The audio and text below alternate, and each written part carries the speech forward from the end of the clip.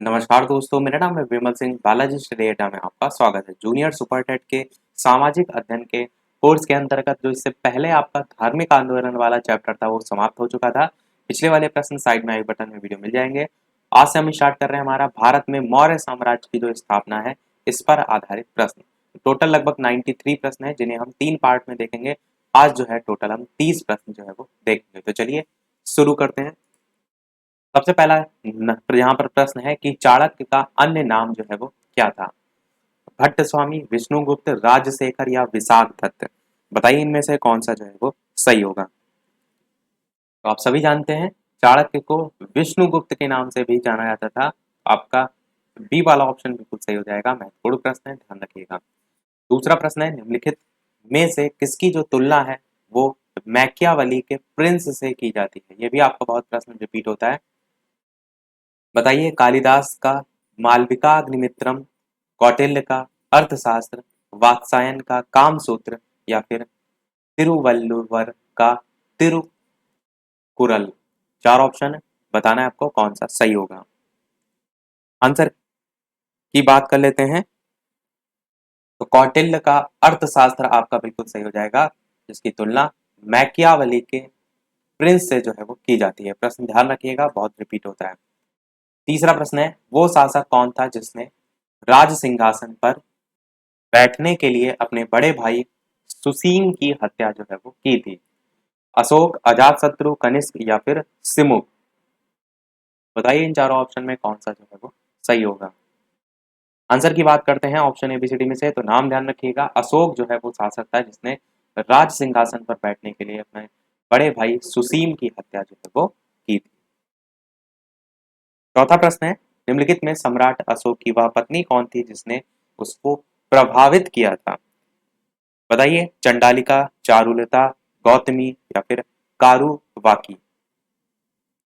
4 option में बताना है आपको सम्राट अशोक की वह पत्नी जिसने उसको प्रभावित किया था।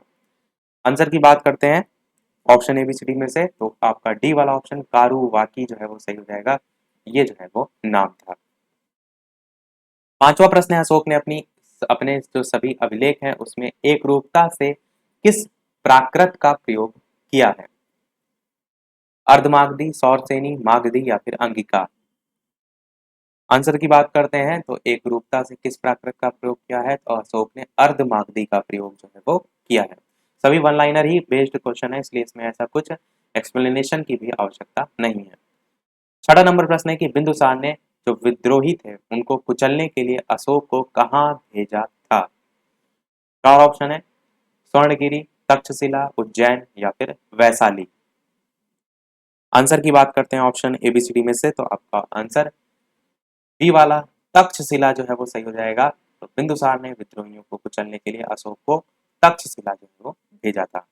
अगला देखते हैं आपका प्रश्न नंबर 7वां कि निम्नलिखित में से वह व्यक्ति कौन है जिसका नाम देवान प्रियादसी भी जो है वो था? बताइए अशोक, चंद्रगुप्त, गौतम बुद्ध या फिर महावीर?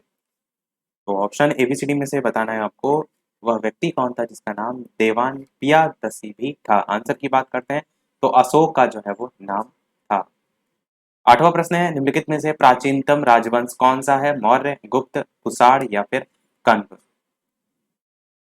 ऑप्शन एबीसीडी में से आंसर की बात करते हैं तो आपका मौर्य साम्राज्य जो है वो बिल्कुल सही हो जाएगा। इन ऑप्शन के अकॉर्डिंग बात करें तो इन ऑप्शन में मौर्य वंश जो है सबसे प्राचीनतम राजवंश है।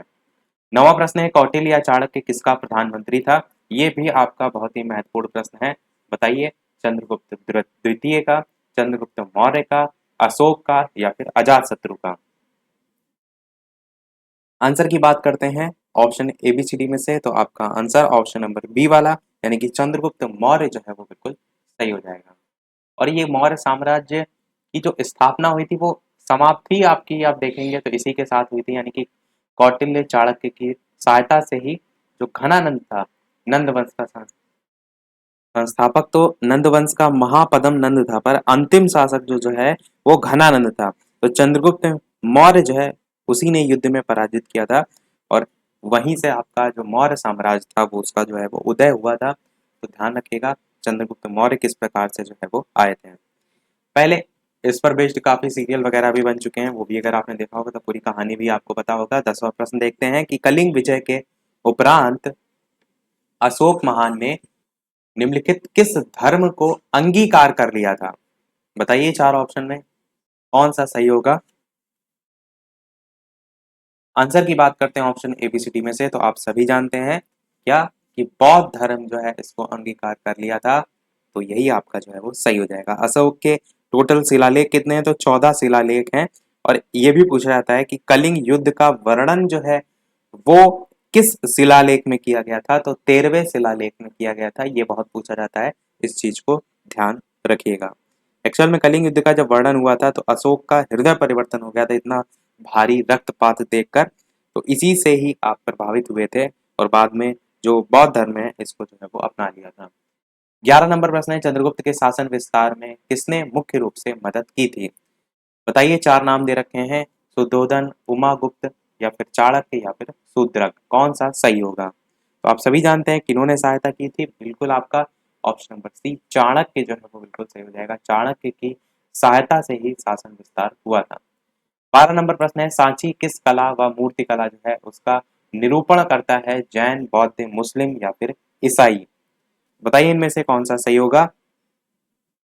आंसर की बात करते हैं ऑप्शन एबीसीडी में से, तो आप सभी जानते हैं कि बौद्ध धर्म से जो है ये संबंधित है।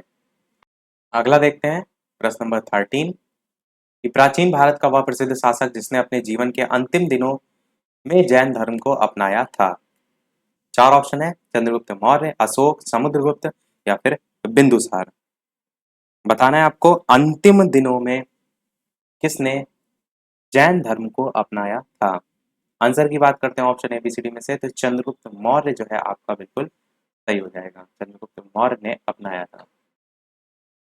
14 नंबर प्रश्न है, और चंद्रगुप्त मौर्य के बारे में एक चीज और ध्यान रखिएगा कि जो इनकी मृत्यु हुई थी वो 298 ईसा पूर्व में श्रवण बेलगोला में उपवास के द्वारा जो है वो हुई थी। अगला है, मौर्य साम्राज्य की स्थापना किसने की थी? चार ऑप्शन है, बिंदुसार, चंद्रगुप्त मौर्य, अशोक या बिंबिसार।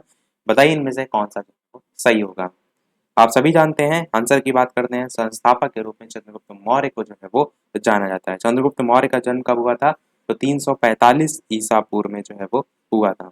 और घनानंद को हराने में भी चाणक्य ने चंद्रगुप्त मौर्य की मदद की थी, जो कि बाद में चंद्रगुप्त मौर्य का प्रधानमंत्री बना था। ये चीज मैंने भी आपको ऊपर भी बता दी। चाणक्य जो है इनके द्वारा लिखित पुस्तक एक पूछी जाती है बहुत, वो है पुस्तक का नाम अर्थशास्त्र। ये भी आपके दिमाग में बैठा होना चाहिए। चाणक्य को कौटिल्य और विष्णुगुप्त दोनों ही नामों से जो है वो जाना जाता है, ये भी आपके दिमाग में होना चाहिए। इसके बाद जो आया था चाणक्य के यानी कि चंद्रगुप्त मौर्य के बाद, वो आपका बिंदुसार आया था। फिर बिंदुसार के बाद अशोक का नाम देखने को मिलता है। यही सब आपका सीरियल चलता है। 15 नंबर प्रश्न है, मौर्य साम्राज्य में प्रचलित मुद्रा का क्या नाम था? बहुत ही बढ़िया प्रश्न है, बताइए कौन सा सही होगा। और वीडियो पसंद आ रहा हो तो वीडियो को सभी लोग लाइक भी अवश्य कर दीजिएगा, ताकि इसी प्रकार अच्छे अच्छे प्रश्न हम आपको आगे भी प्रैक्टिस कराते रहें। तो बताइए, पढ़, तोल, काकड़ी या फिर दीनार? आंसर की बात कर लेते हैं ऑप्शन एबीसीडी में से, तो आपका पहला ही ऑप्शन पढ़ जो है वो बिल्कुल सही हो जाएगा। तो मौर्य साम्राज्य में जो प्रचलित मुद्रा है उसका नाम था पढ़। 16 नंबर प्रश्न है, निम्नलिखित में से कौन मौर्य वंश का शासक ही नहीं है?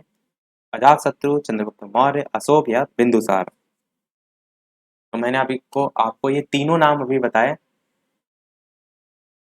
क्लियर हो गया आपको क्या कि ये तीनों जो है मौर्य साम्राज्य से संबंधित हैं, जबकि अजातशत्रु नहीं है, प्रश्न में नहीं ही पूछा गया, तो ए ऑप्शन ही आपका सही हो जाएगा। अगला देखते हैं आपका 17 नंबर प्रश्न, निम्नलिखित में से अशोक का उत्तराधिकारी कौन था? कुणाल, बिंदुसार, राहुल या फिर इनमें से कोई नहीं? बताना है आपको इनमें से कौन सा जो है वो सही होगा। आंसर की बात करते हैं तो पहला ऑप्शन ही आपका सही होगा, यानी कि कुणाल जो है वो आपका अशोक का उत्तराधिकारी जो है वो था। 18 नंबर प्रश्न बहुत ज्यादा रिपीट होता है, बहुत ही इंपॉर्टेंट प्रश्न है कि मुद्रा राक्षस के लेखक जो हैं इनमें से कौन हैं? बताइए, अशोघोष, विशाख दत्त, कालिदास या फिर भास? कई बार ऐसा भी होता है कि पता तो आपको होता है, पर जब ऑप्शन में चारों एक जैसे दे रखे होते हैं तब जो है वो कंफ्यूजन क्रिएट होती है। तो आंसर की बात करते हैं ऑप्शन एबीसीडी में से, तो आप सभी जानते हैं विशाख दत्त जो है वो बिल्कुल सही हो जाएगा, मुद्रा राक्षस के लेखक। 19 नंबर प्रश्न है कि विशाख दत्त के प्राचीन भारतीय नाटक मुद्रा राक्षस की विषय वस्तु क्या है।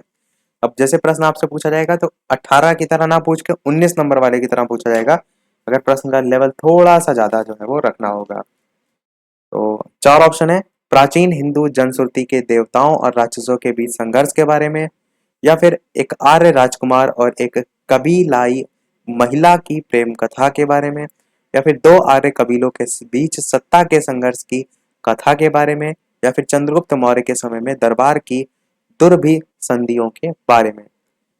आंसर की बात कर लेते हैं तो डी वाला ऑप्शन जो है यहाँ पर बिल्कुल सही हो जाएगा। अगला देखते हैं, मालवा, गुजरात और महाराष्ट्र किस शासक ने पहली बार जीते। हर्ष, स्कंदगुप्त, विक्रमादित्य या फिर चंद्रगुप्त मौर्य। बताना है आपको इनमें से कौन सा जो है वो सही होगा। आंसर की बात करते हैं तो आपका मालवा, गुजरात और महाराष्ट्र चंद्रगुप्त मौर्य ने जो है वो पहली बार जीते, तो डी वाला आपका ऑप्शन सही हो जाएगा। 21 नंबर प्रश्न है, किसने सहिष्णुता, उदारता और करुणा के त्रिविध आधार पर राजवंश की स्थापना की। अशोक, अकबर, रणजीत सिंह या फिर शिवाजी। बताना है आपको इनमें से चारों में से कौन सा जो है वो सही होगा। आंसर की बात करते हैं तो आपका पहला ऑप्शन अशोक जो है वो सही हो जाएगा, जिसने सहिष्णुता, उदारता और करुणा के त्रिविध आधार पर राजवंश की स्थापना की। 22 नंबर प्रश्न है, निम्नलिखित किस शहर में अशोक के शिलालेख नहीं है, आपको बताना है। चार ऑप्शन दे रखे हैं, गिरनार, कांधार, पाटलिपुत्र या फिर टोपरा। आंसर की बात करते हैं option A B C D में से, तो आपका सी वाला ऑप्शन बिल्कुल सही होगा, यानी कि पाटलिपुत्र में जो है अशोक के कोई भी शिलालेख नहीं है, नहीं ही जो है वो पूछा भी गया था। 23 नंबर प्रश्न कह रहा है, अर्थशास्त्र का लेखक समकालीन था अशोक, चंद्रगुप्त, चंद्रगुप्त विक्रमादित्य या फिर समुद्रगुप्त। आंसर की बात करते हैं option A B C D में से, तो बी वाला ऑप्शन यानी कि चंद्रगुप्त बिल्कुल जो है वो सही हो जाएगा। अर्थशास्त्र के लेखक मैंने अभी बता भी दिया आपको, तो इन्हीं के तो समकालीन थे, चंद्रगुप्त मौर्य के। 24 नंबर प्रश्न है, नंदवंश के पश्चात मगध पर किस राजवंश ने शासन किया। मैंने अभी बताया चंद्रगुप्त मौर्य जो है उसका जो अंतिम शासक था घनानंद, उसको हराया था, उसके बाद ही मौर्य साम्राज्य की स्थापना हुई थी। तो आप समझ गए होंगे कि मौर्य साम्राज्य यहाँ पर जो है वो आंसर हो जाएगा। 25 नंबर प्रश्न है, मौर्य काल में शिक्षा का सर्वाधिक प्रसिद्ध केंद्र जो है वो कौन सा था। वैशाली, नालंदा, तक्षशिला या फिर उज्जैन। आंसर की बात करते हैं option A B C D में से, तो आपका सी वाला ऑप्शन जो है वो सही हो जाएगा, यानी कि तक्षशिला जो है आपका हो जाएगा। मौर्य काल में शिक्षा का सबसे ज्यादा प्रसिद्ध केंद्र था, ये भी आपका पूछा बहुत जाता है, तो ध्यान अवश्य रखिएगा, तक्षशिला। 26 नंबर प्रश्न है, मेगस्थनीज की पुस्तक का नाम जो है वो क्या है। अर्थशास्त्र है, ऋग्वेद है, पुराण है या फिर इंडिका है। बताइए इनमें से कौन सा जो है वो सही होगा। आप सभी जानते हैं मेगस्थनीज एक राजदूत था, जो कि सेल्यूकस निकेटर और चंद्रगुप्त मौर्य के बीच जो संधि हुई थी उसके तहत जो है वो आया था। आंसर की बात करते हैं तो इंडिका जो है इसकी पुस्तक थी। देखिए ये भी प्रश्न काफी बार पूछा गया है। 27 नंबर प्रश्न है कि किसके या जिसके ग्रंथ में चंद्रगुप्त मौर्य का विशिष्ट रूप से वर्णन हुआ हो, वो इनमें से कौन सा है। भास है, शूद्रक है, विशाख दत्त है या फिर अश्वघोष है। चार ऑप्शन में से कौन सा सही होगा। बात करते हैं उत्तर की, तो आपका ऑप्शन विशाख दत्त सी वाला जो है वो बिल्कुल सही हो जाएगा। 28 नंबर प्रश्न है, वह स्रोत जिसमें पाटलिपुत्र के प्रशासन का वर्णन उपलब्ध है वो इनमें से कौन सा है। दिव्यावदान, अर्थशास्त्र, इंडिका या फिर अशोक के शिलालेख। आंसर की बात करते हैं तो पाटलिपुत्र के प्रशासन का जो वर्णन है वो आपका इंडिका, जो कि मेगस्थनीज के द्वारा लिखी गई पुस्तक है, वो मैंने ऊपर बताया भी, इसी में जो है वर्णन उपलब्ध है। 29 नंबर प्रश्न है, अशोक के जो शिलालेख है उसमें प्रयुक्त भाषा कौन सी है।